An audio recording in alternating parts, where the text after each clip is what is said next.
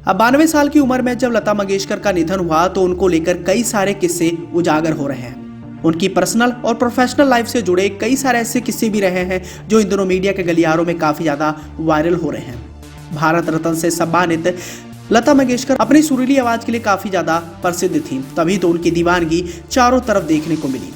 उन्होंने गायकी के दम पर इतना बड़ा स्टारडम हासिल कर लिया जिसे कोई भी तोड़ने के बारे में सोच भी नहीं सकता। लेकिन ये स्टारडम उन्होंने ऐसे ही हासिल नहीं किया। अब बाकी स्टार्स की तरह लता मंगेशकर को भी काफी ज्यादा दिक्कतों का सामना करना पड़ा।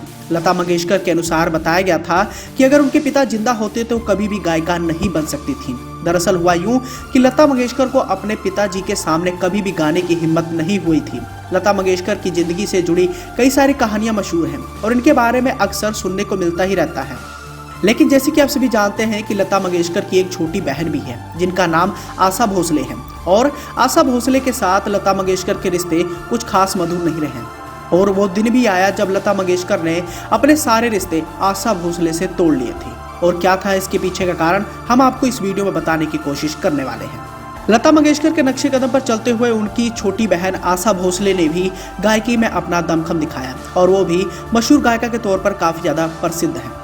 तो वहीं दूसरी ओर लता मंगेशकर ने महज 13 साल की उम्र में ही काम करना शुरू कर दिया था। पिता के असमय निधन के कारण घर के भरण पोषण की जिम्मेदारी उन पर ही आ गई थी, क्योंकि वो अपने परिवार में सबसे बड़ी थी।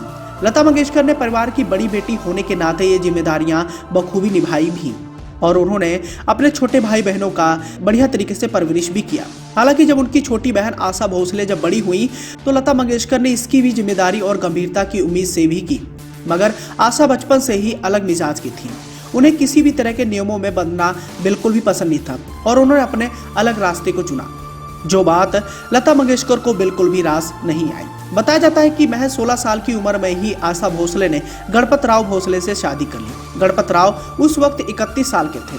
कम ही लोगों को पता है कि गणपत राव उस वक्त लता मंगेशकर के सेक्रेटरी हुआ करते थे। जब इस शादी की भनक लता मंगेशकर को लगी तो आशा जी पर वो भड़क गई थी, और एक इंटरव्यू के दौरान आशा भोसले ने इस बात का खुलासा भी किया था। उन्होंने इस दौरान बताया था कि लता मंगेशकर ने उनकी और गणपत राव के इस रिश्ते को मंजूरी नहीं दी थी, और इसके बाद दोनों बहनों के बीच काफी दूरियां आ गई और काफी समय तक दोनों के बीच में कोई बातचीत भी नहीं हुई। बताया जाता है कि आशा भोसले ने उस वक्त परिवार से सभी संबंध तोड़ दिए थे। अपने प्यार की खातिर उन्होंने इतना बड़ा कदम उठाया था और अपनी बड़ी बहन लता मंगेशकर की उन्होंने कोई भी बात नहीं मानी थी। पूरे परिवार से अलग होकर आशा भोसले ने अपनी शादी की शुरुआत की थी। हालांकि दोनों के बीच में बाद में सब कुछ ठीक तो हो गया, लेकिन पहले जैसा रिश्ता नहीं हो पाया। एक बार इंटरव्यू के दौरान लता मंगेशकर ने इस पर अपनी बात कही थी। उन्होंने इस दौरान कहा था कि उन्हें लगता था कि उनकी छोटी बहन के लिए रिश्ता ठीक नहीं होगा, और ऐसा हुआ भी।